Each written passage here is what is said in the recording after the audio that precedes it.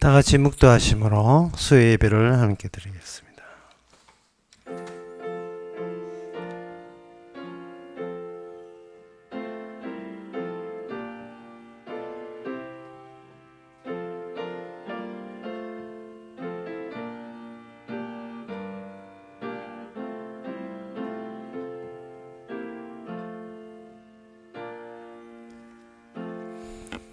주께서 이상 중에 주의 성도에게 말씀하시기를 내가 돕는 힘을 능력 있는 자에게 더하며 백성 중에서 택한 자를 높였으되 내가 내 종 다윗을 찾아 나의 거룩한 기름으로 부었도다.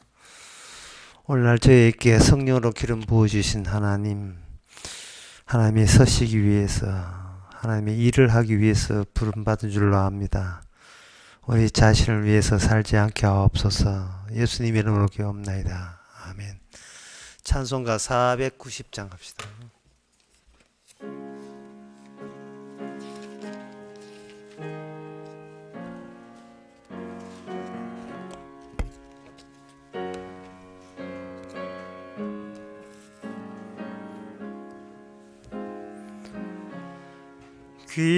귀하신 주여 날 붙드사 주께로 날마다 더 가까이 저 하늘나라 나 올라가 구주의 품 안에 늘 안기어 영생의 복 받기 원합니다. 봉헌한 물건 나 없어도 날마다 주께로 더 가까이 내 죄를 주께 다 고하니 주님의 보혈로 날 씻으사 눈보다 더 이게 하옵소서. 간악한 마귀 날 꾀어도 주 예수 앞으로 더 가까이 이 세상 속한 그 영심 또 추한 생각을 다 버리니 정결한 마음 내게 늘 줍소서. 이 세상 내가 살 동안에 주께로 날마다 더 가까이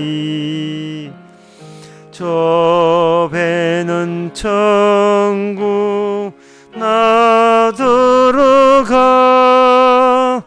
한없는 복락을 다 얻도록 풍성한 은혜를 비나이다. 아멘. 이 시간 우리 한 마음으로 기도합시다. 기도의 제목은 우리 자신을 늘 작게 여기도록 평소에도 그렇게 생각하도록 하나님이 그런 마음을 갖도록 함께 기도해야 됩니다. 우리 자신을 크게 생각하면 교만이 패망의 선봉이라 했으니 그 교만은 우리 자신을 넘어뜨리게 되고 하나님의 영광을 가리지 않게 되는 겁니다. 하나님 보시기에 우리를 작게 여기고 또 작게 여기면 우리에게 일어나는 일도 작은 일이 되는 겁니다. 심각하게 생각하지 않게 다 같이 기도합시다.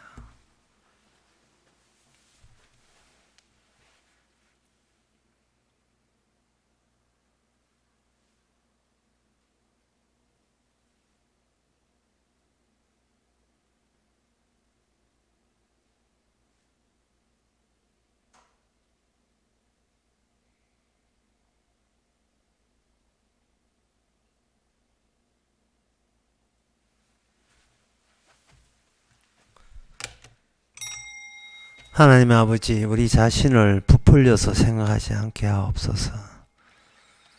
하늘에서 보기에 아무것도 아닌 존재, 미미한 존재인 것을 우리가 그렇게 볼 수 있는 그런 시각을 저에게 허락해 주셔서 일어나고 있는 모든 것이 그저 기적이고 또 기적이고 감사하고 감사할 거리뿐인 것을 깨닫게 하옵소서. 예수님 이름으로 기도합나이다.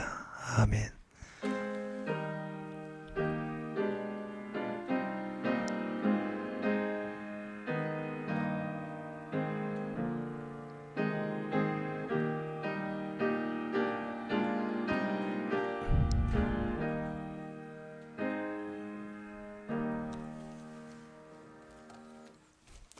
하나님의 말씀 보겠습니다. 하나님의 말씀은 호세아 11장 1절에서 4절까지입니다.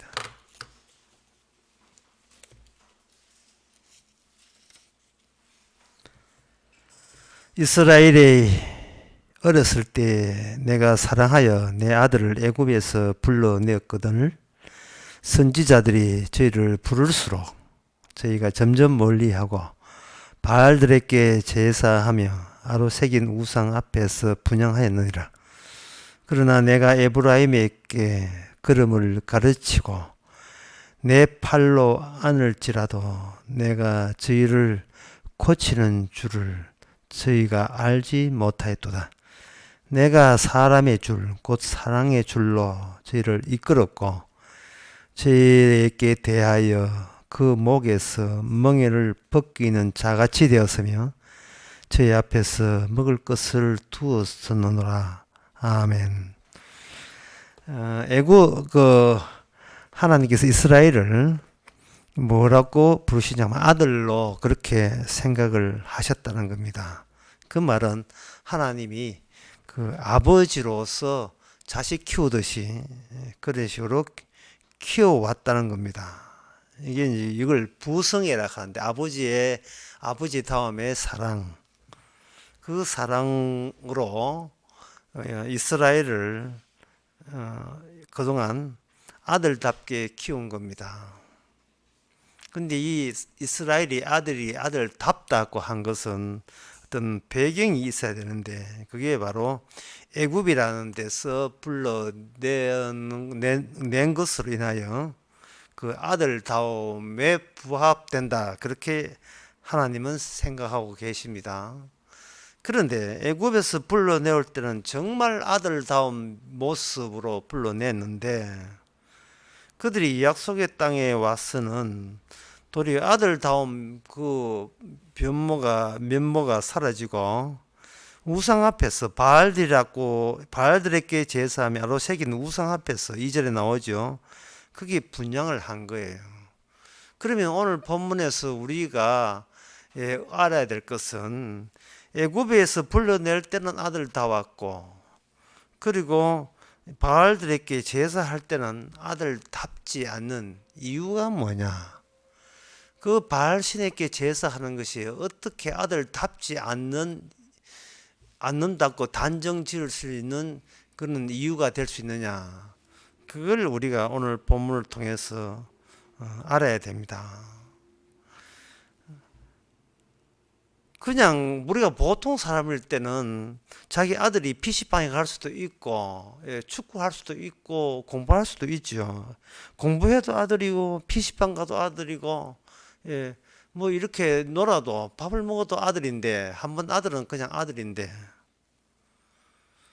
그 아버지가 네가 공부할 때만 아들이고 컴퓨터 게임 할 때는 내 아들이 아니고 이렇게 돼버리면 그 의아해할 거예요. 왜 보통 인간들 사이에서는 그게 이상한 일이 되는 거예요. 그 아들 어디 갑니까? 맨 그 모습 그 자태에 있다면 아들인데 왜 환경에 따라서 아들인 경우가 있고 아들 아닌 경우가 왜 생기느냐? 그것이 굉장히 좀 의아해할 겁니다. 그것은 바로 하나님께서 이스라엘을 부르실 때는 애굽에서 부를 때는 거기서 아들 다음에 맨 처음의 자리의 성격이 애굽에서 불러내면서 그게 또렷했고 뚜렷했습니다. 분명히 드러났어요. 애굽에서 불러낼 때는 왜 그러냐 하면은 공부할 때는 내가 알아서 공부하고 게임할 때는 내가 알아서 게임하면 되는데 게임할 때는 아들이고 아들 아니고 공부할 때는 아들이라 하는 것은 우리가 납득이 안 되죠. 그러나 애굽에서 불러낼 때는요. 애굽에서 본인들이 나오고 싶지도 않았었고 나오고자 심지어 심한 노예로서 학대를 받아도 그들은 애굽이라는 그 권력 권세에서 빠져나올 수 없는 자들이었어요. 나 애굽에 살다가 가나안 땅에 살래. 내 자유야. 그렇게 자유롭게 애굽에서 빠져나올 수가 없었습니다. 하나님께서 아들이라는 이 말은 이 세상에 스스로 하나님의 아들 될 수 있는 그러한 능력을 발휘할 사람은 이 세상에 아무도 없다라고 지금 단정 짓는 거예요. 아들은 이 세상에 아들이 없어요. 하나님의 아들은 없는데 없는 아들을 하나님께서 만드시고자 하는 겁니다. 만드는 방법은 그 애굽이라는 인간의 힘으로 극복할 수 없는 강력한 막강한 악의 힘이 먼저 작용하고 있어야 됩니다. 그리고 그 힘이 작용하고 있어야 되고 그 악이 그 하나님 믿는다는 여호와의 약속된 백성이나 이유 때문에 학대라는 또 조건이 거기에 또 첨가가 돼 있어야 돼요. 학대받아야 돼요. 노예로서. 그렇고 해서 거기 있는 히브리인들이 생각하기를 학대받는 이 현실 말고 아예 다른 현실이라는 것은 이 세상에 있을 수 없음을 그들은 분명히 인식해야 돼요. 그걸 알고 있어야 돼요. 학대받더라도 다른 대안은 전혀 없다. 내가 알고 있는 이 세상의 현실의 전부는 바로 우리가 고통당하고 있는 이 세상이 뿐이다. 오직 그 세계뿐이에요. 만약에 오늘날 어떤 남자가 있는데 그 남자가 좀 자기가 좀 톡톡해가지고 신종 코로나를 아무리 바이러스 공격받아도 전혀 병들지 않는 그런 사람이 있다면 그 사람 좀 특이한 사람이겠죠. 그러나 현재 우리가 알고 있는 현실의 유일한 현실은 모든 인간이라고 생겨먹은 것은 신종 코로나에 걸리면 아프게 돼 있고 죽게 돼 있다는, 나중에 심하게 되면 죽게 된다는, 그게 인간이 아는 유일한 현실이에요. 그래서 애굽 나라에 있을 때 히브리인들도 생각했고 학대받은 자들도 생각하고 학대하는 애굽의 그 바로왕부터 모든 사람도 생각하기는 뭐냐 하면은 이 힘 있는 세계, 그 세계만이 가장 확실하고, 그리고 더 중요한 것은 오직 그것뿐이다는 거예요. 그것뿐이다. 내가 너에게 노예 생활을 하게 되면 그저 밥이라도 먹고 살지만 만약에 노예 생활을 못하면 너는 내 손에 노예로서 죽는다. 그것뿐이야. 다른 이 두 번째, 세 번째 생각은 아예 그 품을 수도 없고, 품을 재주도 없고, 품을 어떤 다른 재료 같은 거, 참고 자료 같은 게 없어요. 그것뿐이에요. 어쩔 수 없이 그 애굽 사람들도 노예생활을 했죠.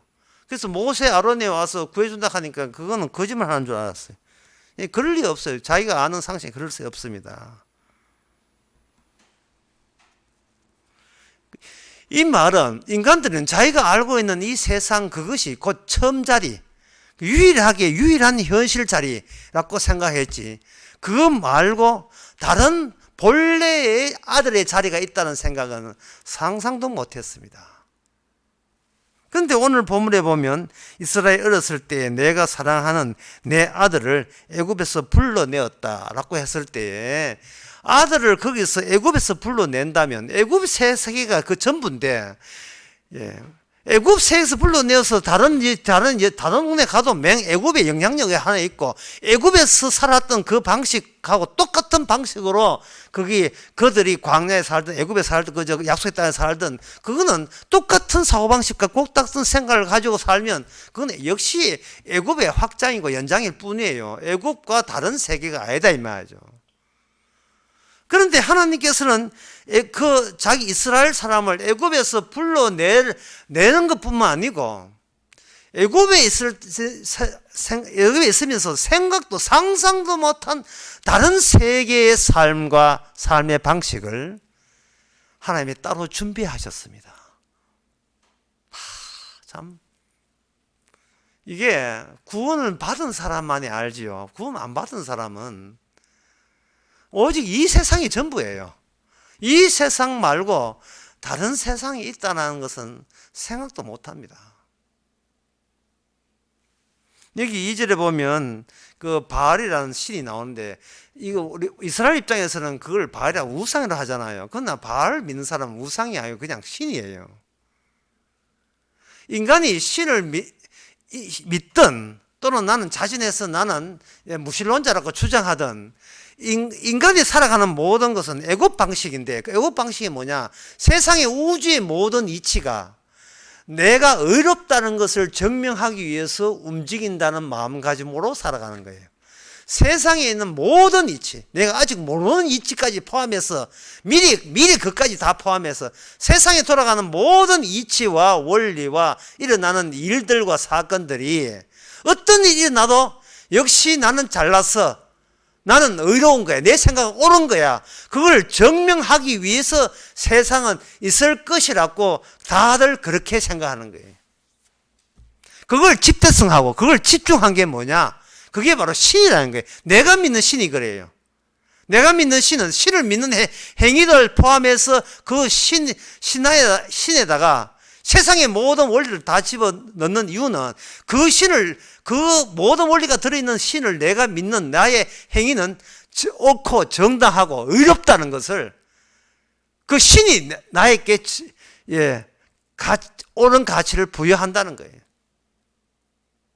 그러면 인간은 왜 신을 믿을 때 결국 그 신을 믿는 것조차도 내가 옳다, 나는 의롭다, 난 자기의죠, 나는 의로운 존재다 라는 그것을 확인하고 싶어서 신을 믿는 이유가 뭐냐 하면은, 인간은 이유는 모르겠는데 태어나면서 모든 아이부터 어른까지 다 똑같은 그 생각이 있어요. 그게 뭐냐 하면 인생이라 하는 건 남을 깔보기 위해서 살아가요.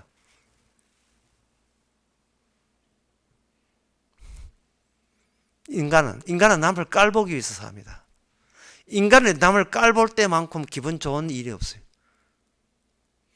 그래서 잘난 사람이 상처가 많아요.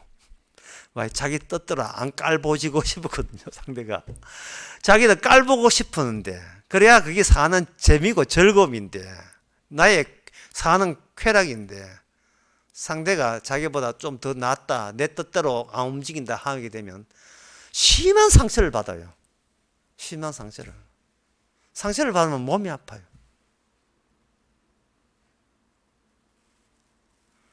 아무 일도 안 했는데 몸이 아파요.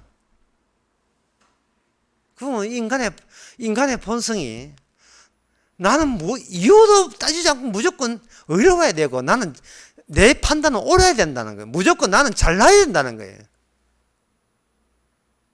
근데 나는 잘난다는 건 나는 알고 있는데 저쪽 상대가 그걸 모르고 있을 때는 저쪽 상대를 죽이고 싶은 겁니다. 네가 왜 내 마음 몰라? 죽이고 싶어요. 다시 한번 정리하면 인간은 왜 사느냐? 남을 깔보는 재미로 산다. 그 외에 다른 재미는 없습니다. 열심히 공부하는 이유는 자기가 공부 못하는 사람을 깔보기 위해서. 열심히 태권도 배우고 깡피질 하는 것은 남을 깔보기 위해서, 내가 더 힘세다는 걸 하기 위해서. 연예인들 이혼하고, 연예인들 싸움하고, 연예인들 뭐 사업하다 망할 때, 그게 그렇게 즐겁고 기분 좋은 것은, 나보다 인물 잘 챙긴 놈이 나보다 낮춰졌다는 데서 오는 반대 효과예요. 반대 보상을, 마음적인 보상을 받는 거예요. 그래서 누구하고 탓할 수 없으니까 맨날 연예인 보면서, 누구 망하라고 보면서 오늘 하루에 피곤을 다 푸는 겁니다. 바카스가 따로 없어요. 그게 누구 망했다는 소식이, 예.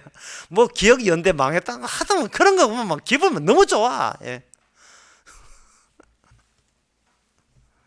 모든 인간의 특징은 자기 신을 믿는데 그 신에게 모든 내가 원래 원하는 것을 거기다 다 집중해서 다 쏟아붓고요. 그 신은 자신의 우주관과 세계관을 대변해 주고 있는 겁니다. 어떤 신을 쪼개버리면 나는 이런 인간이다, 나 이런 생각으로 세상을 보고 있다는 걸 대변해 주고 있는 거예요. 그 신 안에 뭐가 있냐? 모든 것은 나로부터 시작해서 나로 말미암아 나한테 모든 의미가 돌아오는, 그것이 바로, 예, 이제 어느 인간도 거기서 벗어날 수가 없습니다. 어느 인간도. 그게 바로 보편성이라. 보편성. 모든 인간. 그 애굽이라 하는 것은, 아까도 오늘 여러 번 이 말씀드리면, 애굽 세계는 그 애굽 세계의 그 생활 방식과 세상을 보는 건, 그거는 이 모든 인간의 단 하나밖에 없는, 그리고 그것뿐인 다른 세계는 아예 생각할 필요도 없이 그게 전부예요. 애굽이라는 그 나라의 현실이. 따라서 그 나라에 속한 모든 인간은 똑같은 생각을 가질 수밖에 없음을 우리는 너무나 당연한 것이에요. 그런데 하나님께서 그 애굽에서 있지도 않은 내 아들을 끄집어냈다는 말은, 내 아들을 끄집어내, 아들을 하는 것 같은 것은 애굽 나라에 살지도 않습니다. 없습니다. 하나님의 아들. 근데 그 내 아들을 끄집어내면서 아들이 생긴 거예요. 그래서 약간 그 복잡한 논리를 한번 말씀드리고 싶은데요. 오늘 낮에 제가 라면을 먹는데,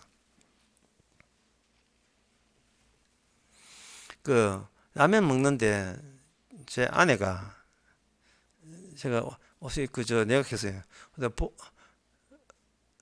김치 없나, 반찬, 라면인데 김치 없나 하니까 일반 김치가 있다는 거예요. 일반 김치.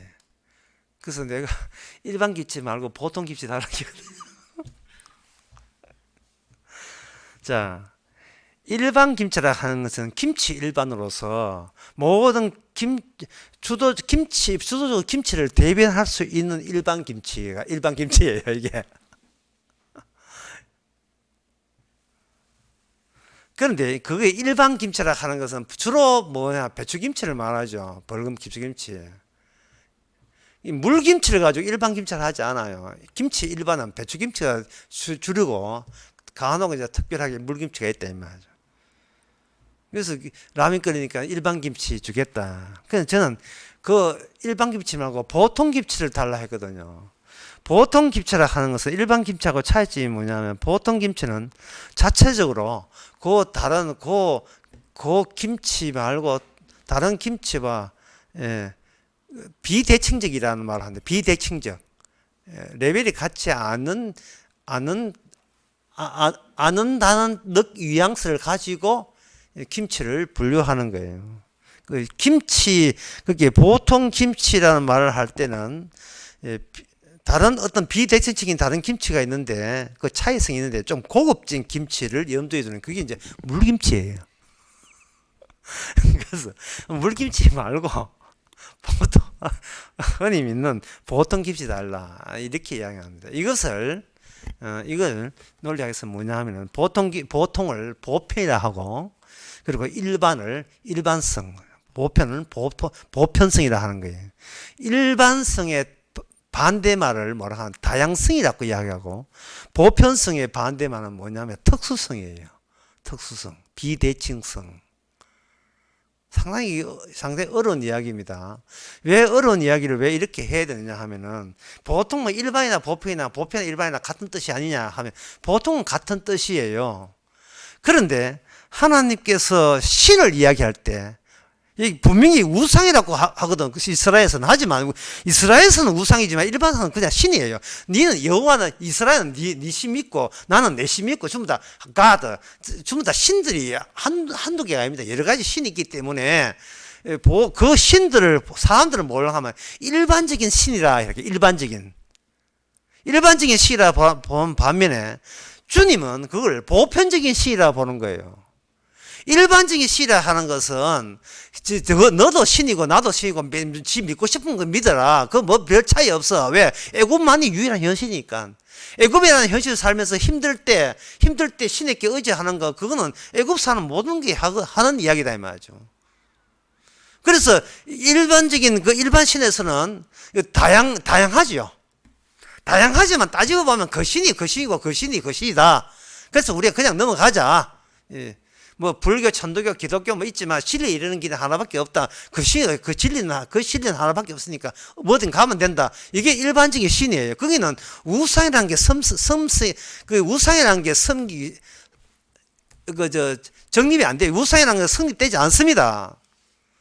그런데 세상에 있는 것을 보편적인 신으로 봐버리면 이거는 특수한 신이 따로 존재해요. 그러면 그 특수한 신과 일반 신은 대칭적인 게 아니고 비대칭적, 그게 같이 섞이지를 않아요. 섞이지를 않는 겁니다. 일반적인 신에서 제가 말씀드린 것처럼 인간이 신을 믿는 것은 이미 정해져 있어요. 내가 정당하고 나는 의롭다는 것을 자기 우주에 일어나는 모든 것을 거기에다 우주가 담아 놓으면 그게 신이거든요. 우주의 모든 이치를 신이 운행하니까. 심지어 신을 인정하지 않더라도 어떤 세상 되어야 하는 일을 통해서라도 나는 그 현장에서 역시 나는 옳은 거야. 이 세상 모든 것은 나는 옳기 위해서 움직여 주는 것이 이 세상이 마땅한 거야. 그러니까 신을 믿으면서도 누가 신이냐 하면 본인이 신이에요. 본인이. 왜? 본인은 묻지도 따지지 않고 무조건 옳으니까. 그래야 남을 깔볼 수가 있잖아요. 깔볼 수가.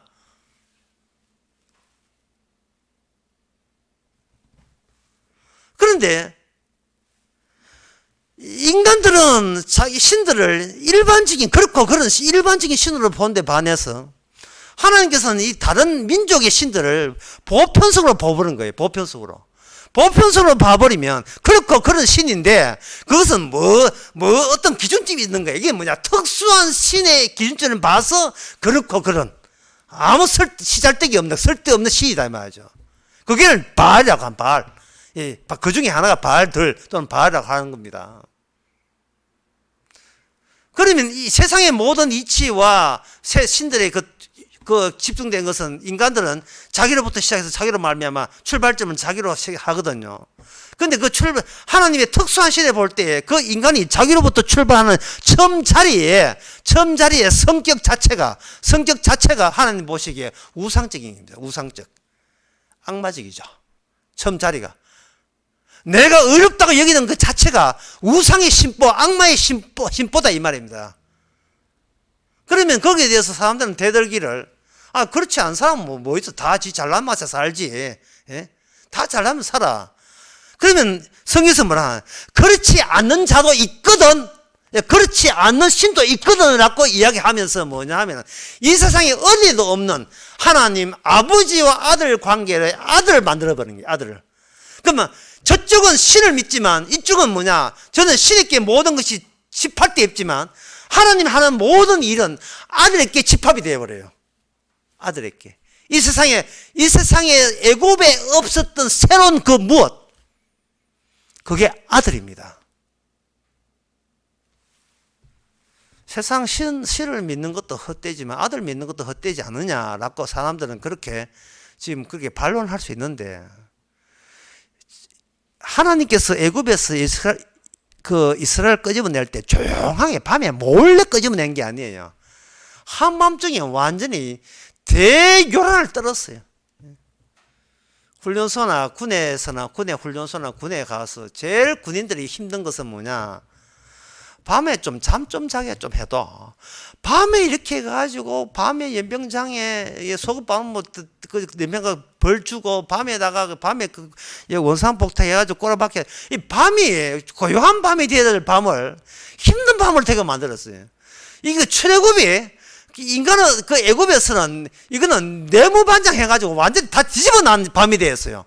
이게 그냥 추상적으로 이론적으로 그 애굽은 여호와 믿고 조용히 나갔으면 이것도 하나의 여호와도 하나의 이론상이 있는 가짜 신이고 우리가 믿는 것은 물론 마음은 편하기 위해서 믿지만 있는지 아닌지 어느 본 적도 없고 그냥 믿는다 알았고 이 이야기가 평화롭게 끝나는데 그게 아니고 대요란을 떨었어요. 뭐냐 하면 이쪽이 이스라엘이 하나님의 아들인 것을 증명하기 위해서 애굽의 왕부터 바로 왕부터 애굽에 있는 모든 애굽 사람의 아들을 그날 밤에 다 죽였습니다.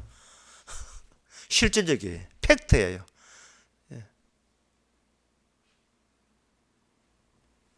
실제라니까 실제.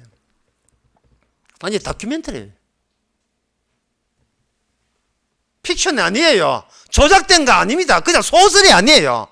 실제적으로 그들은 없는 신과 부딪히면서 난데없이 밤중에 새벽 2시 47분에 자기 아들 죽었어요. 실제로 죽었다고요. 기껏 하나님의 아들 되는 애굽이 나올 때에는 기껏 뭐냐 하면은 양 잡아가지고 피 발랐다는 그러한 물질성 실제로 그 손에 만져지는 그 피가 문설주와 문지방이 발랐다는 그것뿐인데 저쪽의 실제성은 뭐냐 자기 가문을 이어들 자기 장손을 이어야 될 자기 가정을 빛낼 아들이 죽어버렸어요. 그렇다면 이 무슨 이런 조하고 이런 난리냐 이거 뭐 도대체 이거 숨겨져 있는 보이지 않는 신은 좀 무슨 말씀을 하시려고 하느냐. 그것은 하나님의 살아계심이 이게 일반적인 신과가 달리 특수적으로 실제로 살아있다는 겁니다. 살아있으면서 이 세상에 있는 오직 애국 같은 세상뿐이야. 그것뿐이야라는 그것이 바로 자기의 본래 인간들이 본래 자리를 모르기 때문에 자기의 본래 자리에서 출발했는데 본래 시작도 안 했어요. 시작은 하나님이 아들 만드는 그 작업에 진짜 인간 본인들도 모르는 시작점은 그 아들에게 있어요. 아들에게 있다고요.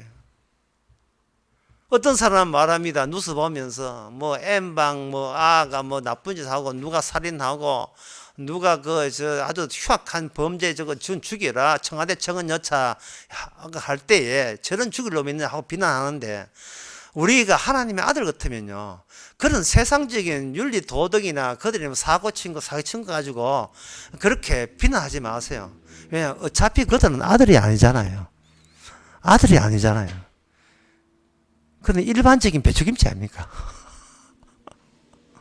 특수한 물김치가 아니잖아요. 그 사람이 나쁜 짓을 하나 안 하나 사기를 치나 안 하나 곱게 시대사에서 평생을 그냥 제주도 구경도 안 가고 평생을 감작하면서 승진해 자식만 키우면서 고요하게 살아도 그 사람은 아들 아니잖아요. 그 할머니가 하나님의 자녀 관계가 아니다. 그러면 그건 지옥 가는 거예요. 세상 사람들은 어떤 인간도 일반적이다. 똑같아. 뭐야 해도 그건 다양성 뿐이죠. 똑같아. 본질은 똑같아. 시작점은 똑같아. 모양새는 달라도. 이게 바로 일반화. 그렇게 하지만 주님께서 똑같다고 여기는 그것이 아직 네가 시작도 안 했어. 정말 내가 누군지를 모르기 때문에 악마한테 눈이 속아서 모든 눈이 감기기 때문에 그저 눈에 보이는 이 세상이 전부고 다른 세상은 없다 라고 출발하니까 그런 신이고 종교가 똑같고 인간도 똑같다 그렇게 생각하는 거예요. 그것을 깨고 특수성을 끄집어내는 겁니다. 그 시작은 어디서 시작하느냐? 바로 마태복음 2장 15절에서 시작하는 거예요.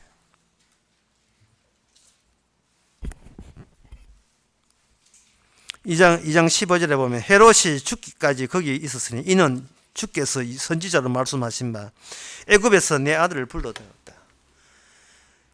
아들의 원형은 이스라엘 이전에 원형이 먼저 있어요. 원형이 이 세상의 모든 우주의 이치와 우주의 원리와 실제로 움직이는 모든 것은 마치 인간들이 가상신에다가 모든 걸 부여한 것처럼 그 하나님께서는 모든 것을 아들에게 다 부여한 거예요. 그 아들이 주가 되시는 아들에게 모든 걸 부여하신 겁니다. 그 원형 되시는 분은 신약이 나타나죠. 현실적으로 이 땅에는 신약이 오신 분이죠.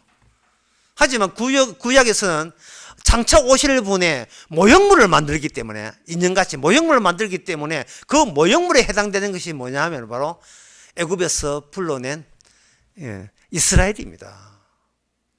그 이스라엘은 없는 데서 만들어진 거예요. 그걸 보여주기 위해서 하나님께서는 애굽에서 태어난 사람, 누구냐, 이름이 모세가 나이 80 넘도록 그냥 애굽 바깥에 거주하게 만들다가 주께서 모세로 하여금 자기가 출생지와 재결합하게 만들었어요. 다시 애굽으로 가라. 다시 애굽으로 가라. 그러면 첫 번째 태어난 그 모세와 그리고 80 넘어서 다시 애굽에 들어간 그 모세는 이거는 다른 사람 보기에는 같은 모세지만 그 모세가 받은 그 사명은 완전히 달라요. 한쪽은 그냥 태어난 것 뿐이지만 두 번째는 하나님의 아들 만들기 작업을 위해서 투입되는 겁니다. 하나님의 아들이라는 이스라엘 집단을 가지고 하나님의 아들이라는 그 대목은 출애굽기 4장에 처음 나왔죠.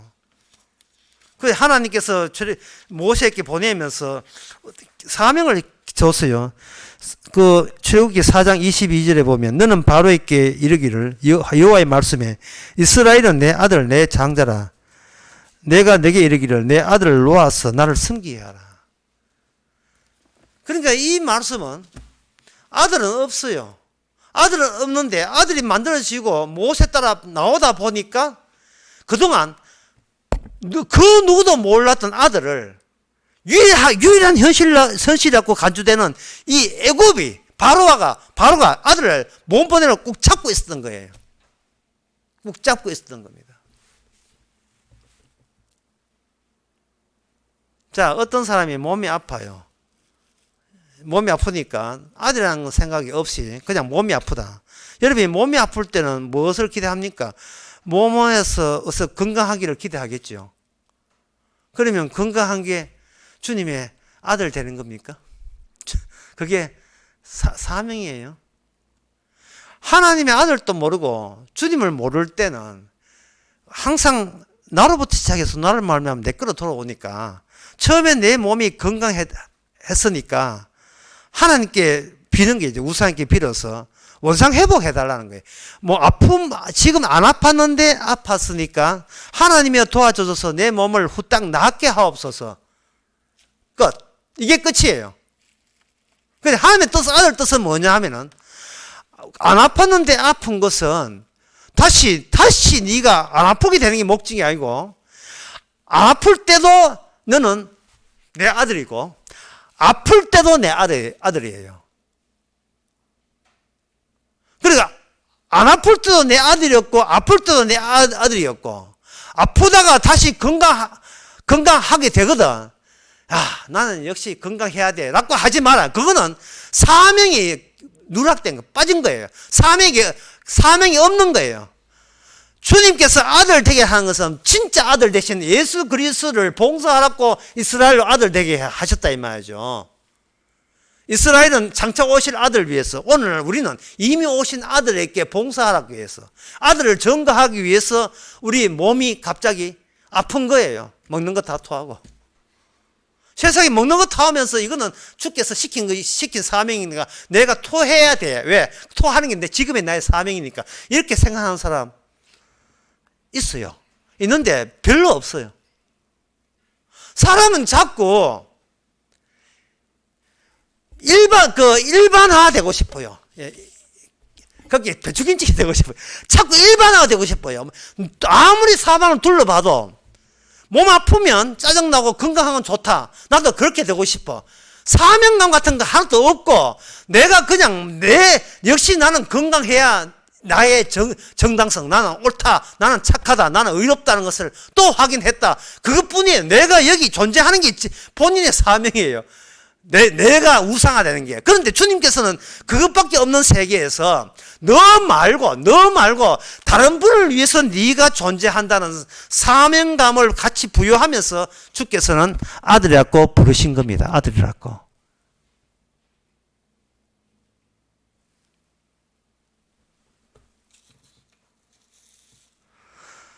그러면 그 아들을 부를 때는, 그러면 제가 아까 이야기했지만 그래도 내가 하루하루 살면서 사는 재미는 남 깔보는 재미, 깔보 재미다 말이죠.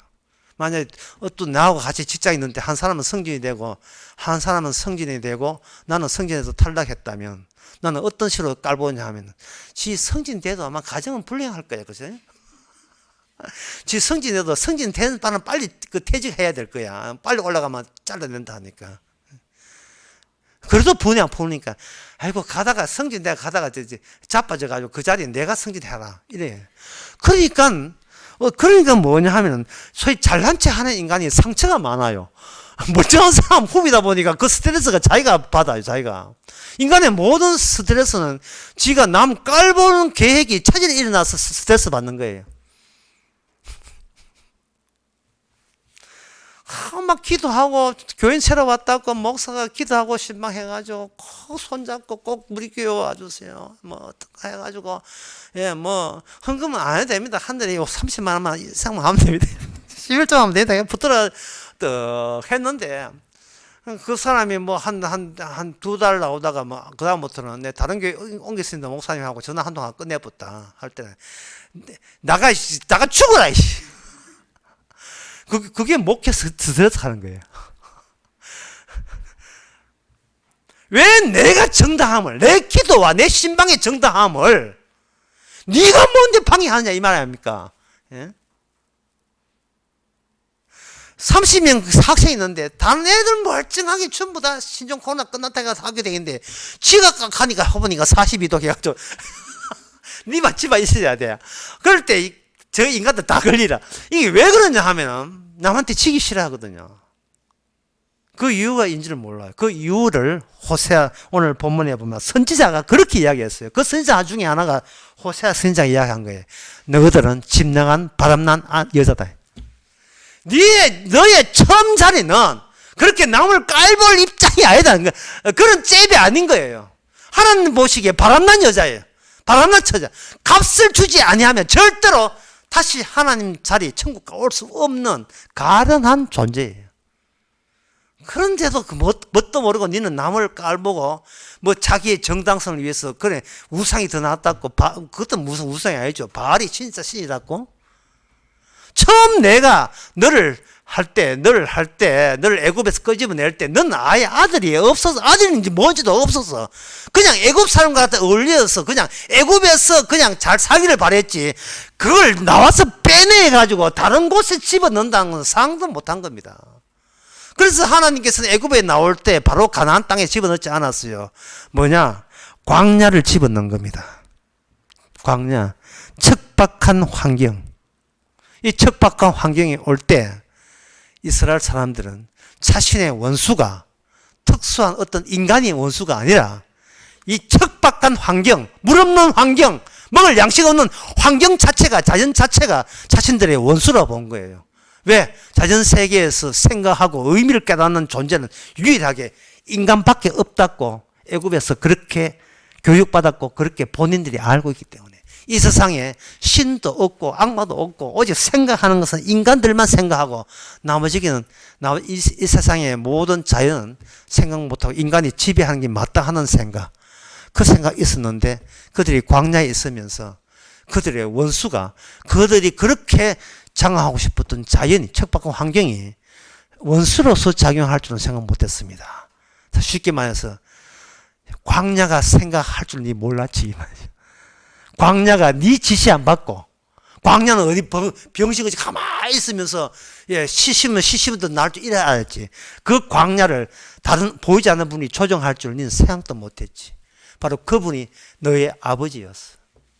그분이 광야까지 자연세계까지 모든 걸 관장하시고 하신 아버지가 아버지의 모든 뜻은 아들에게 다 집어넣는 거예요. 그러니까 서로 생각이래. 그러니까 우리가 귀하지 않습니까? 네가 귀한 게 아니야.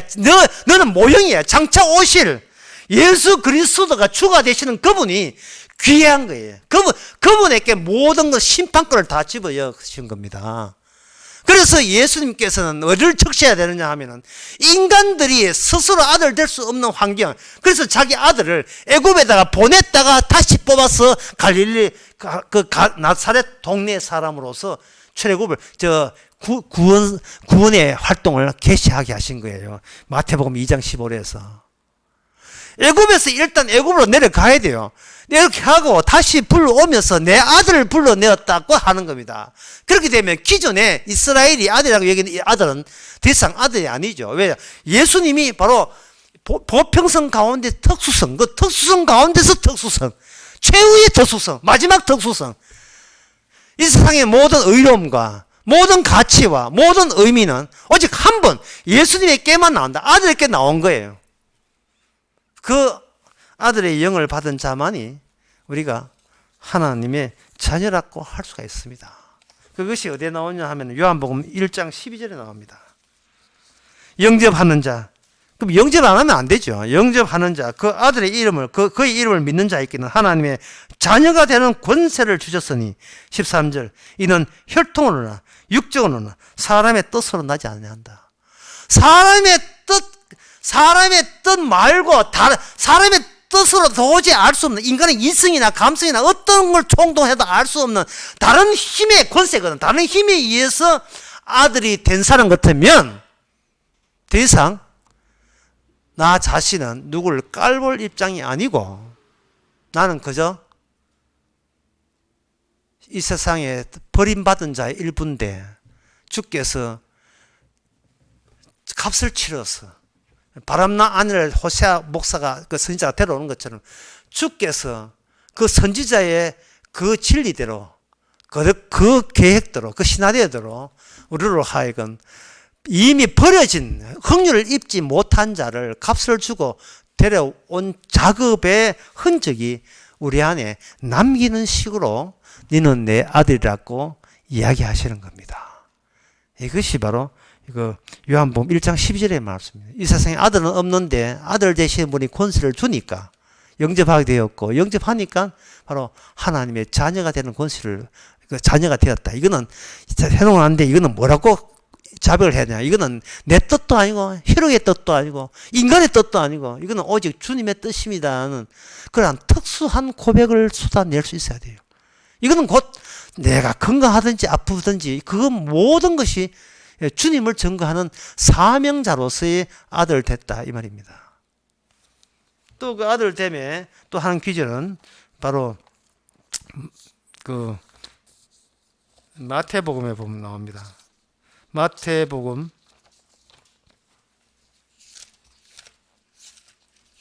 그 20장인가? 예, 마태복음 20장 22절에 보면 예수께서 제자들께 하신 말씀이 대사바에 가르치되 너희가 구하는 것은 너희가 알지 못한도다. 하여튼 제자들은 하여튼 구살이 듣기 위해 제자인 거예요. 맨날 모른대. 나의 마시는 잔을 너희가 마실 수 있느냐. 예수님은 값을 치르기 위해서 그 선잔이 곧 우리 자신이 예수님의 선잔이 마시는 선잔이 되고 말았어요. 예수님이 우리를 마신 거예요. 그냥 우리 자신이 죄 덩어리니까. 따라서 그런 식으로 어떤 식으로 마시고 들어가면 우리는 예수님 안에서 살게 되는 겁니다. 그러면 예수님께서 아프게 하면 아프게 하는 거고 건강하면 건강하는 거고 오늘 죽다면 죽게 하시는 거고 그 가운데서 아들로서 특수성을 보이면서 하나님의 자녀의 특수성을 보이면서 우리가 죽든 어떤 순간에도 주께서 하게 하셨습니다를 고백하는 거예요. 마태복음 8장에 보면 백부장의 믿음이 뭐냐? 이게 믿음이죠. 가라 하면 가고 오라 하면 오나이다. 나 잘남과 남 깔본 식으로 살아가는 것은 이제는 그 지난 날로 족합니다. 그거는 족하고 하나님의 성령의 사명이 오게 되면 사나 죽으나 우리의 주의 것임을 늘 확인하는 식으로 이 세상이 움직인다는 사실을 굉장히 감사하게 받아들이시기 바랍니다. 기도하겠습니다. 하나님의 아버지, 저희들이 특수한 존재인 것을 미처 알지 못하고 세상 사람과 다를 바 없이 잘난 척하는 재미로 살아왔었습니다. 내만 항복하면 그만이 아니냐는 식으로 살아왔습니다. 이제는 내가 잘난 게 나의 사명이 아니라 아들 만들어주신, 값을 치르신, 피를 흘리신 주님 증거하는 것이 어떤 경우라도 우리의 사명인 것을, 이 사명에서 우리가 살린다는 것을 잊지 말게 하옵소서. 예수님의 이름으로 기도합니다. 아멘. 찬송가 365장 합시다.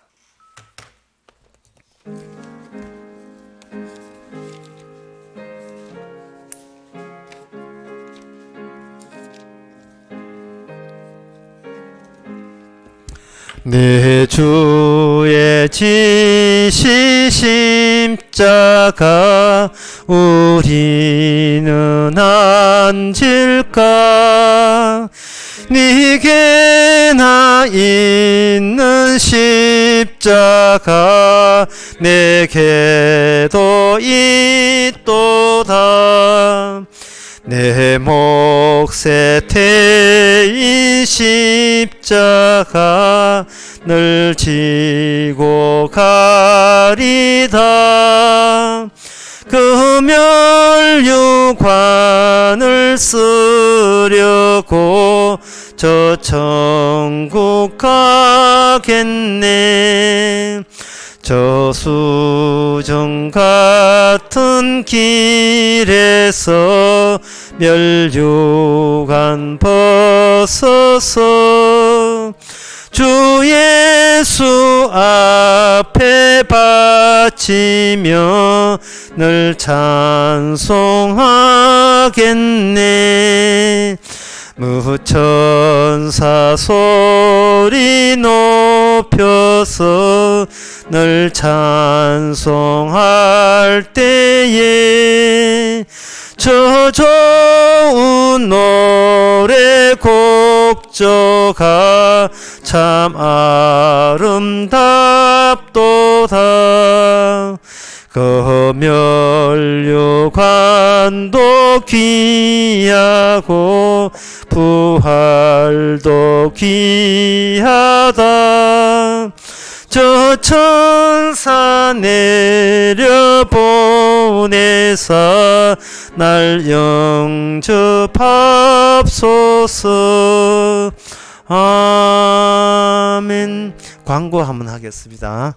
우리 교회 수요일 늘 나오시는 이상디 집사님께서 머리에 좀 이렇게 피가 있다 했어요. 검사 맞고 며칠 입원하러 병원에 계셔서 오늘 못 나오셨습니다. 아프나 건강하나 그것도 사명 감당할 수 있도록 우리가 기도합시다. 같이 기도합시다. 지금은 우리 주 예수 그리스도의 은혜와 하나님의 크신 사랑과 성령의 충만하심이 우리의 모든 것이 하나님의 다 뜻이 있고 계획, 주님이 드러내는 계획인 것을 깨닫는 모든 성도에게 함께 계실지어다. 아멘.